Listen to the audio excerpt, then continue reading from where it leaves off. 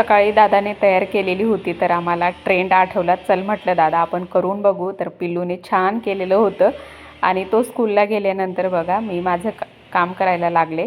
तर आवळ्याचं कीस 2-3 दिवसापूर्वी सुकून घेतलेलं होतं, चांगलं कडक सुकलेलं होतं. तर ते मिक्सरमध्ये बारीक वाटून घेतलं.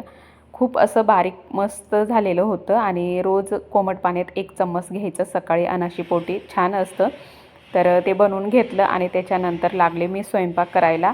आज एकदम अशी खास भाजी बनवायची आहे मला, म्हणूनच बाजरीची भाकरी बनवली आणि लवकरच स्वयंपाक करायला लागले होते कारण उपवास होता ना त्याच्यामुळे. तर बाजरीची भाकरी बनवून घेतली आणि त्याच्यानंतर बघा भाजी बनवायला घेतली. तर हरभऱ्याची भाजी घरून आणली होती. कोणी कोणी अशी भाजी खाल्लेली आहे मला कमेंट करून नक्की सांगा. त्याच्यासोबत तुरीचे दाणे टाकलेले आहेत आणि आता फोडणी देणार आहे वरून आणि खूपच छान लागते. त्याच्यासोबत हिरवी मिरची तळलेली आहे. चला भेटूया पुढच्या व्हिडिओमध्ये. बाय.